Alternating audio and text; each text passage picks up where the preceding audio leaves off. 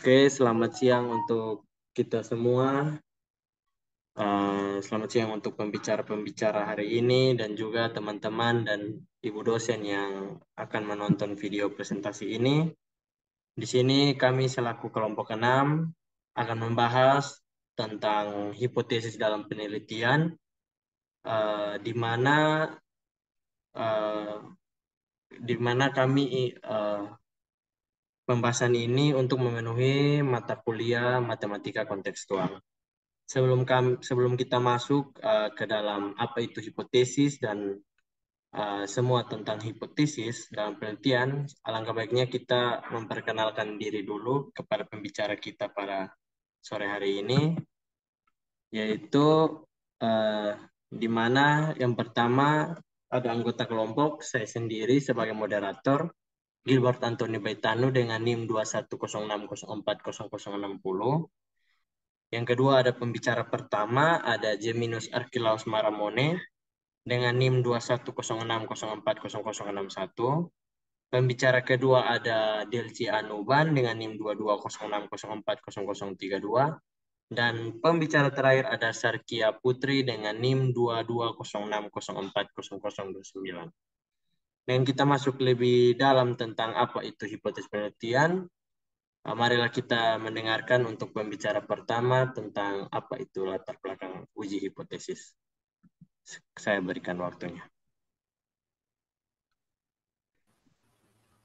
Oke, baik. Di sini saya akan menjelaskan latar belakang dari hipotesis dalam penelitian. Penelitian ilmiah merupakan proses sistematis yang bertujuan untuk menjawab pertanyaan atau menguji asumsi tertentu. Salah satu komponen penting dalam proses ini adalah hipotesis, yaitu pernyataan atau dugaan sementara yang dirumuskan berdasarkan teori dan data yang ada. Hipotesis berfungsi sebagai panduan untuk menentukan arah penelitian, membantu penelitian merancang eksperimen, serta memfasilitasi atau menguji hubungan antara variabel dan berfokus pada tujuan yang jelas. Namun, meskipun hipotesis telah menjadi komponen kunci dalam metodologi penelitian ilmiah, masih terdapat berbagai pandangan yang berbeda mengenai bagaimana sebaiknya hipotesis dirumuskan, serta kapan dan bagaimana hipotesis tersebut dapat diuji.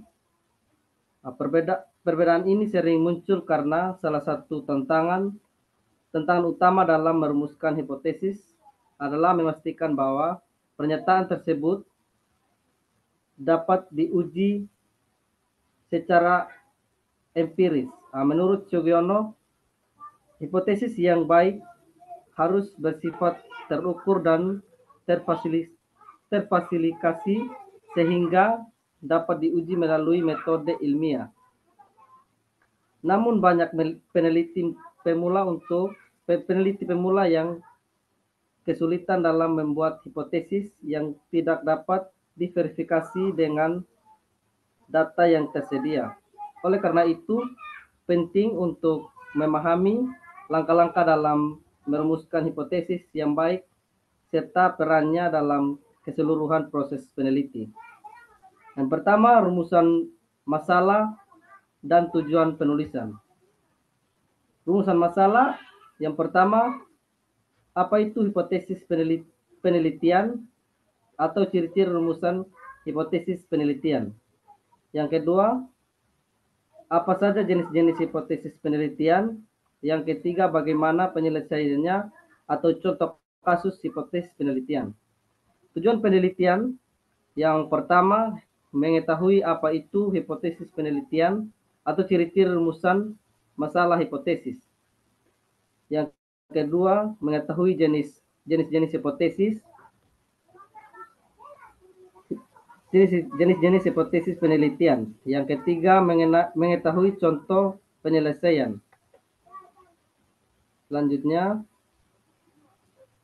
apa itu uji hipotesis? Uji hipotesis adalah prosedur statistik yang digunakan untuk memeriksa apakah suatu klaim atau asumsi tentang suatu parameter atau populasi seperti rata-rata atau proporsi dapat diterima atau tidak berdasarkan data sampel dalam uji hipotesis. Kita menentukan hipotesis 0 atau H0 dan hipotesis alternatif H1 untuk menentukan apakah ada cukup bukti dalam data sampel untuk menolak hipotesis 0. Selanjutnya, yang berikut ada ciri-ciri perumusan hipotesis. Ada beberapa hal yang harus diperhatikan peneliti dalam merumuskan hipotesa atau Sumandi Suryabrata, yaitu yang pertama harus menyatakan pertautan antara dua variabel atau lebih, atau dalam satu rumusan hipotesis minimal terdapat dua variabel. Yang kedua, hendaknya dinyatakan secara deklaratif atau kalimat pernyataan. Yang ketiga, hendaknya dirumuskan dengan jelas. Dan yang keempat, harus dapat diuji kebenarannya. Yang berikut ada jenis-jenis hipotesis penelitian. Ada jenis-jenis hipotesis, di mana jenis-jenis hipotesis adalah berdasarkan rumusan atau pemerolehannya.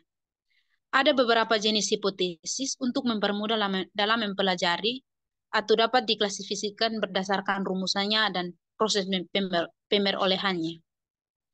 Yang pertama ditinjau dari rumusannya dibedakan menjadi yang pertama itu hipotesa kerja, yaitu jawaban sementara yang sebenarnya yang merupakan sintesis dari hasil kajian teoritis. Hipotesa kerja biasanya disingkat H1 atau HA. Yang berikut hipotesa nol atau hipotesa statistik merupakan lawan dari hipotesis kerja dan sering disingkat H0. Ada kalanya peneliti merumuskannya dalam bentuk H1 dan H0 untuk satu permasalahan penelitian. Hal ini didasari atas pertimbangan bahwa H0 sengaja dipersiapkan untuk ditolak, sedangkan H1 dipersiapkan untuk diterima. Yang berikut B, ada ditinjau dari proses pemerolehannya, dibedakan menjadi yang pertama, hipotesis induktif, yaitu hipotesa yang dirumuskan berdasarkan pengamatan untuk menghasilkan teori baru atau pada penelitian kualitatif. Yang kedua, hipotesis deduktif merupakan hipotesa yang dirumuskan berdasarkan teori ilmiah yang telah ada atau pada penelitian kuantitatif. Yang berikut, ada macam-macam hipotesis. Macam-macam hipotesis berdasarkan bentuknya. Hipotesis terdapat 3 macam atau jenis, atau lebih tepatnya disebut dengan istilah bentuk hipotesis. Macam-macam hipotesis adalah ada hipotesis deskriptif, hipotesis komparatif, dan hipotesis asosiatif. Yang pertama, hipotesis deskriptif. Hipotesis ini adalah dugaan atau jawaban sementara terhadap permasalahan yang bersifat deskriptif atau permasalahan yang berhubungan dengan variabel tunggal. Contoh hipotesis deskriptif ini yaitu misalnya ada seorang peneliti yang ingin mengetahui bahwa apakah jamu merek A yang dijual di pasaran mengandung bahan kimia berbahaya. Maka peneliti tersebut kemudian menyusun sebuah rumusan masalah sebagai berikut. Apakah jamu merek A yang dijual di pasaran mengandung bahan kimia berbahaya? Di dalam peneliti juga tersebut variabel yang digunakan ialah variabel tunggal, yaitu jamu merek A yang dijual di pasaran. Maka oleh karena itu, hipotesa yang digunakan dalam penelitian tersebut adalah hipotesis deskriptif. Selanjutnya, ada 2 pilihan yang dapat dibuat oleh peneliti tersebut sesuai dengan konsep teori yang digunakan, yaitu H0, jamu yang dijual di pasaran tersebut mengandung bahan kimia berbahaya. Yang kedua, H1, jamu yang dijual di pasaran tersebut tidak mengandung bahan kimia berbahaya. Yang berikut ada hipotesis komparatif. Hipotesis ini adalah sebuah dugaan atau jawaban sementara terhadap rumusan masalah yang sifatnya untuk menjawab pertanyaan perbandingan atau komparasi antara dua variabel. Contoh dari hipotesis komparatif ini adalah seorang peneliti ingin mengetahui adanya perbedaan antara tingkat kematian kasus virus corona dan kasus virus flu burung. Apakah keduanya mempunyai tingkat kematian yang sama atau berbeda? Maka selanjutnya, dalam penelitian tersebut, peneliti menggunakan variabel yang bersifat jamak. Pada variabel yang pertama, digunakan untuk menilai tingkat kematian akibat virus corona, dan yang kedua adalah tingkat kematian akibat virus flu burung. Maka oleh karena itu, dalam permasalahan tersebut, hipotesis yang digunakan ialah hipotesis komparatif atau perbandingan. Sebab di dalamnya berisi tentang perbandingan antara dua variabel, yaitu tingkat kematian atau tingkat kematian akibat virus corona dan tingkat kematian akibat virus flu burung. Selanjutnya ada dua pilihan yang dapat dibuat oleh peneliti tersebut yang sesuai dengan konsep keilmuannya, yaitu H0, tingkat kematian akibat virus corona, tidak berbeda dengan tingkat kematian akibat virus flu burung. Yang berikut H1, tingkat kematian akibat virus corona berbeda dengan tingkat kematian akibat virus flu burung. Yang berikut ada hipotesis asosiatif. Nah, hipotesis ini adalah sebuah jawaban sementara terhadap rumusan masalah yang di dalamnya untuk menjawab pertanyaan, adakah hubungan antara dua variabel penelitian. Contoh dari hipotesis asosiatif ini adalah ada seorang peneliti yang akan meneliti apakah tingkat keparahan akibat infeksi virus corona berhubungan dengan jenis kelamin penderita. Selanjutnya, ada dua pilihan yang dapat dibuat oleh peneliti tersebut sesuai dengan konsep teori yang digunakannya, yaitu H0, tingkat keparahan akibat infeksi virus corona tidak dipengaruhi oleh jenis kelamin penderita. H1, tingkat keparahan akibat virus corona dipengaruhi oleh jenis kelamin penderita. Yang berikut ada langkah-langkah uji hipotesis akan dijelaskan oleh teman saya. Baik, yang berikut adalah langkah-langkah dalam melakukan uji hipotesis. Yang pertama, merumuskan hipotesis 0 atau H0 dan hipotesis alternatif H1. Yang kedua, menentukan tingkat signifikasi atau alfa, misalnya 0,05. Yang ketiga, mengumpulkan data sampel dan menghitung statistik uji. Yang keempat, menentukan nilai kritis atau p-value. Yang kelima, membuat keputusan apakah menolak atau gagal menolak H0. Lalu, apa yang dimaksud dengan H0 dan H1 pada pengujian hipotesis? Hipotesis 0 atau H0 adalah sebuah pernyataan yang di dalamnya tidak ada perbedaan antara parameter dengan statistik. Sedangkan lawan dari hipotesis 0 ialah hipotesis alternatif atau biasa disebut H1 atau HA, yang di dalamnya menyatakan adanya perbedaan antara parameter dan statistik. Selanjutnya, berikut ada contoh soal. Sebuah sekolah mengklaim bahwa rata-rata skor ujian matematika siswanya adalah 75. Seorang guru ingin menguji apakah rata-rata tersebut berbeda dari 75. Sebagai sampel, guru tersebut memilih 20 siswa dan menemukan bahwa rata-rata skor mereka adalah 72 dengan standar deviasinya 8. Uji hipotesis ini dengan tingkat signifikasi 0,05. Penyelesaiannya yang pertama, merumuskan hipotesis, di mana H0 mu sama dengan 75, H1-nya mu tidak sama dengan 75. Lalu menentukan tingkat signifikasi, yaitu alfa sama dengan 0,05. Data sampelnya N sama dengan 10, X bar atau rata-rata sampel sama dengan 72, sigma atau standar deviasi sama dengan 8, lalu menghitung uji statistik uji. Karena ukuran sampelnya kecil, N lebih kecil 30 dan standar deviasi populasi tidak diketahui, maka kita menggunakan uji T, di mana uji T tersebut rumusnya yaitu T sama dengan X bar kurang mu per S, X bar kurang mu per sigma per akar N. Lalu kita masukkan nilainya T sama dengan 72 dikurang 75 per 8 per akar 20 sama dengan min 3 per 1,7889 sama dengan minus 1,68.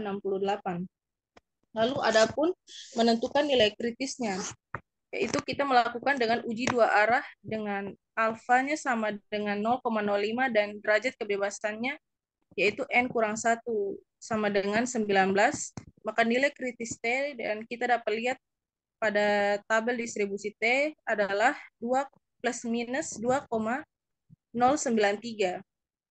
Maka keputusannya karena T hitungnya sama dengan min 1,68 tidak berada di luar nilai kritisnya plus minus 2,093, maka kita gagal menolak hipotesis 0. Artinya tidak ada cukup bukti untuk menyatakan bahwa rata-rata skor ujian berbeda dari 75.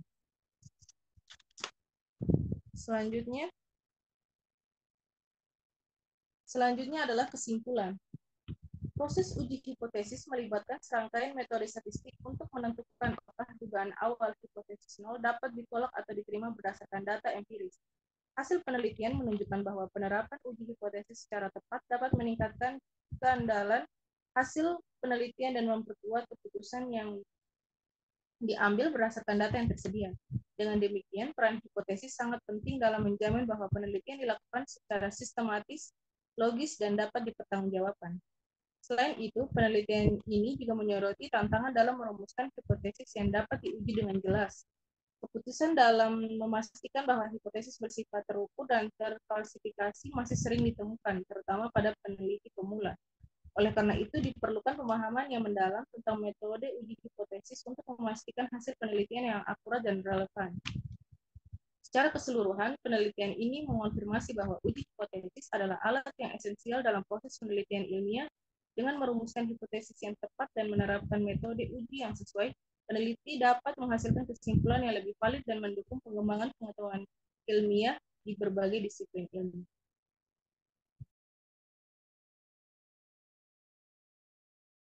Oke, baik untuk pembicara-pembicara yang sudah menjelaskan tentang uji hipotesis. Terima kasih. Di sini kita sudah mengetahui apa itu uji hipotesis, ciri-ciri uji hipotesis, jenis-jenis uji hipotesis, dan studi kasus atau contoh yang berkaitan dengan uji hipotesis itu sendiri. Mungkin dari teman-teman yang sudah menonton ingin memberikan saran ataupun komentar berkaitan dengan apa yang kami sudah bahas, bisa saja disampaikan di kolom komentar. Demikian hasil dari presentasi kami. Terima kasih untuk teman-teman yang sudah menonton dan menyimak penjelasan dari presentasi kami. Sekian dari kami, selamat sore. Terima kasih.